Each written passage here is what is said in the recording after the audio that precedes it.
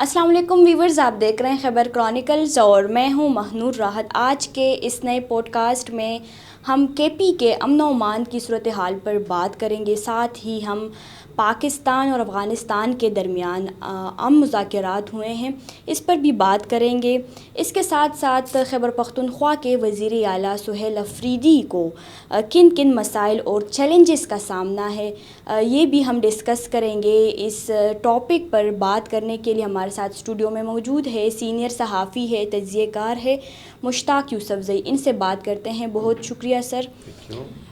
یہ بتائیں سر کہ سہیل افریدی کا نیا وزیر اعلیٰ سہیل افریدی، کیا سہیل افریدی اس پیچیدہ صورتحال میں خود کو منوا پائیں گے؟ بہت شکریہ مانور۔ میرے خیال میں یہ ان کے لیے واقعی بہت بڑی ذمہ داری ہے، اور یہ ذمہ داری صرف ان کے لیے نہیں ہے، یہ پوری تحریک انصاف کے لیے ہے، ان کی قیادت کے لیے ہے، کیونکہ ابھی آپ کو پتہ ہے کہ بیچ میں ان کو اپنا وزیر اعلیٰ تبدیل کرنا پڑا۔ تحریک انصاف کے اندر بہت زیادہ اختلافات ہیں، گروپ بندی ہے۔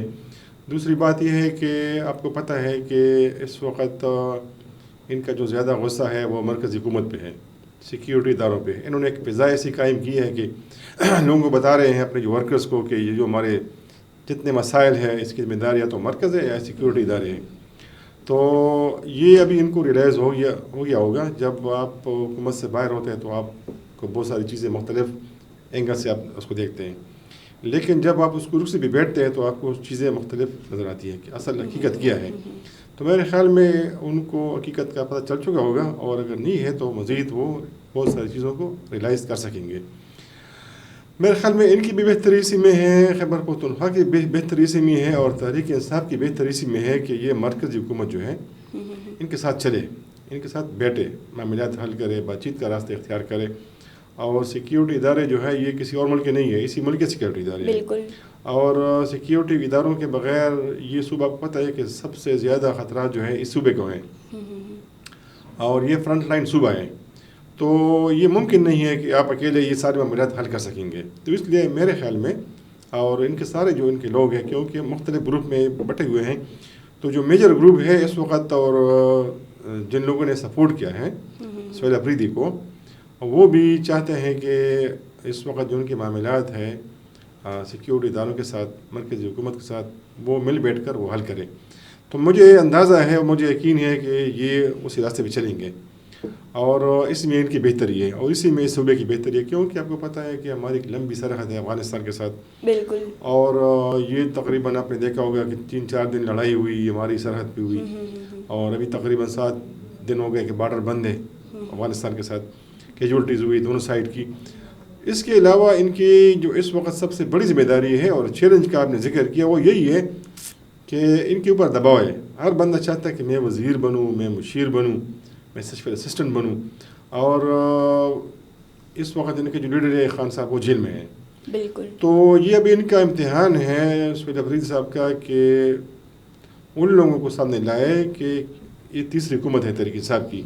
اور ان کے پاس لوگوں کو دکھانے کے لیے سوائے صحت کارڈ کے اور کچھ بھی نہیں ہے۔ اور صحت کارڈ میں اتنی زیادہ ارریگولیٹریز ہیں کہ وہ آپ ڈبل سسٹم چلا رہے ہیں۔ ایک آپ کے پاس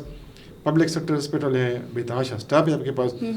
دوسری طرف آپ قرض لے کے صحت کارڈ چلا رہے ہیں۔ تو میرے خیال میں وہ کوئی پرفارمنس نہیں ہے، لیکن چونکہ آپ مریضوں کو پیدا ہیں، غریب لوگ ہیں، تو اس لیے سب سے اس وقت جو واحد چیز ہے ان کے پاس وہ صحت کارڈ ہے۔ باقی یہ خود مانتے ہیں کہ انہوں نے کچھ ڈیلیور نہیں کیا، یہ تیسری گورنمنٹ ہے ان کی۔ تو اب یہ جو ہے ان کو وہ لوگ سامنے لانے ہوں گے کابینہ میں جو ایک تو تجربہ کار ہے، جو ایک ٹرم استعمال کرتے ہیں ایماندار ہر ایک اپنی اپنی ڈیفینیشن ہوتی ہے، لیکن چلو تھوڑا بہت جن کی کریڈیبلٹی ہے کہ وہ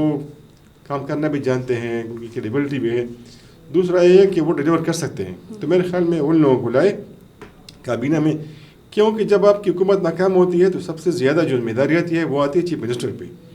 اس لیے سارے جو لوگ گئے نا پچھلی کابینہ میں، کسی نے نہیں پوچھا کہ کس نے کیا ہے، ساری ذمہ داری تھی، اور یمین گنڈاپور بھی تھی، اور وہ بدنام ہو گیا، وہ انہوں نے ہٹا دیا۔ تو میرے خیال میں حکومت اچھی ہوگی تو سہیل افریدی کا نام ہوگا، حکومت بری ہوگی، کابینہ میں خراب لوگ ہوں گے، ساری ذمہ داری ان کے اوپر عائد ہوگی۔ تو میرے خیال میں ایک تو اندرونی جو معاملات ہے، دوسرا مرکزی حکومت کے ساتھ، سیکیورٹی اداروں کے ساتھ ان کو اچھی طریقے سے یہ معاملات جو ہے ہینڈل کرنے چاہیے۔ مشتاق صاحب، یہ بتائیں کہ پاکستان اور افغانستان کے درمیان قطر میں مذاکرات ہوئے ہیں، اس پر آپ کیا کہیں گے؟ جی بالکل، جس طرح میں نے ذکر کیا کہ یہ کچھ معاملات ایسے تھے پاکستان اور افغانستان کے کہ آپ کو پتہ ہے کہ وہاں پہ پاکستانی طالبان ہیں، اور یہ تقریباً 5-6 مہینے ہو گئے کہ پاکستان میں سیکورٹی اداروں کے اوپر حملوں میں بے تحاشا اضافہ ہوا ہے۔ ایسا دن نہیں ہے کہ 10-15 حملے نہیں ہوتے مختلف علاقوں میں، اور اسپیشلی جو ہمارے ریسم الخان کا علاقہ ہے، بنو ہے، شمالی وزیرستان، جنوبی وزیرستان،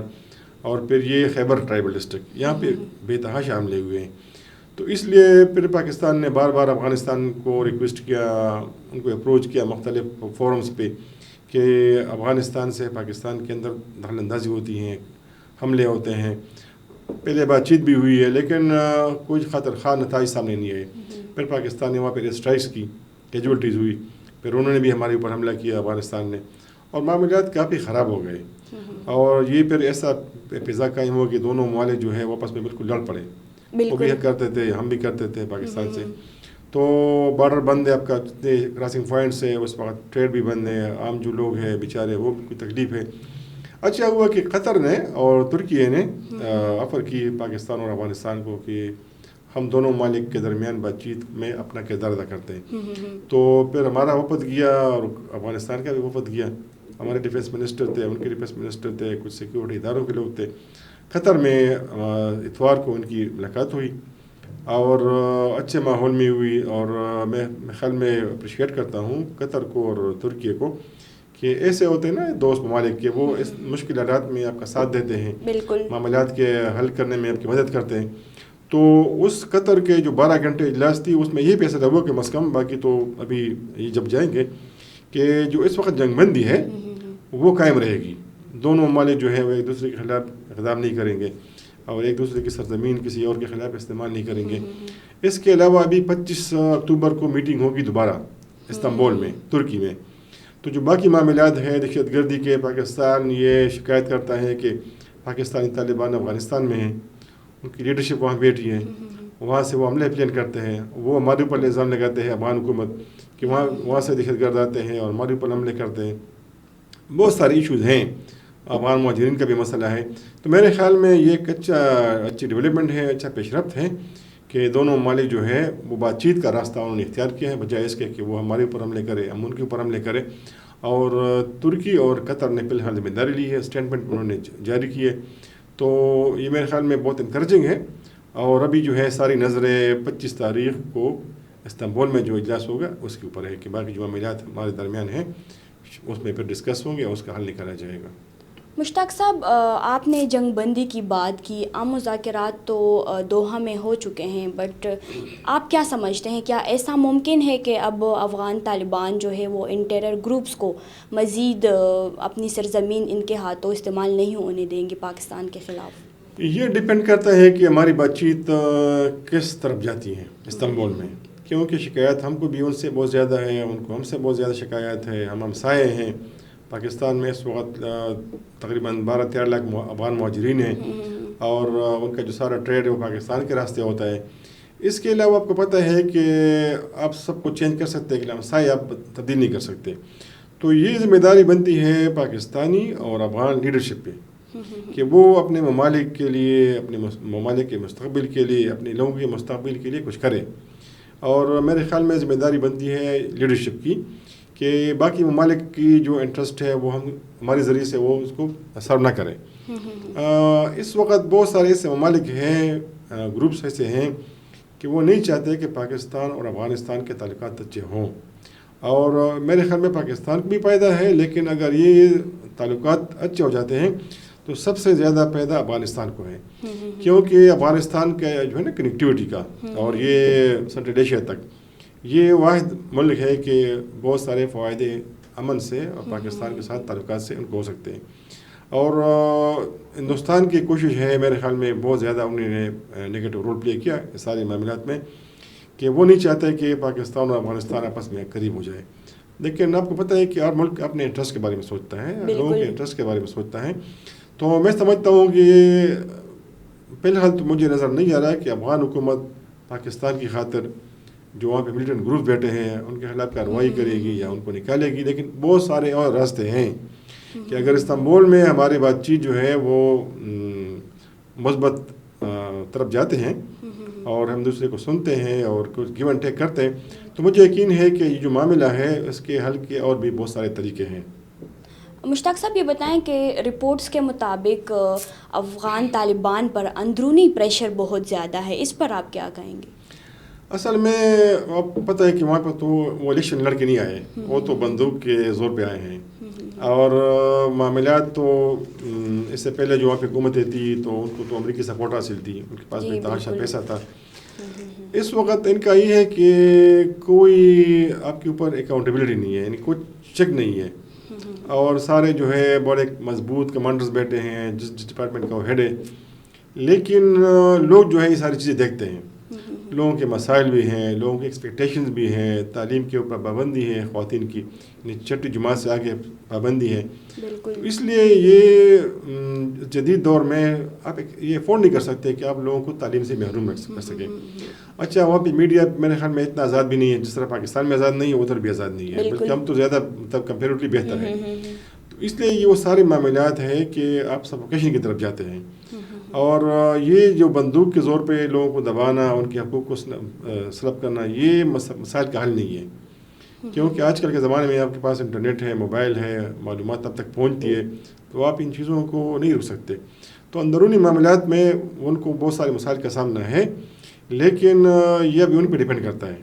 کہ وہ کس طرح بیہیو کرتے ہیں، اور پھر آپس میں بھی کچھ ایشوز کے اوپر اختلافات ہیں، لیکن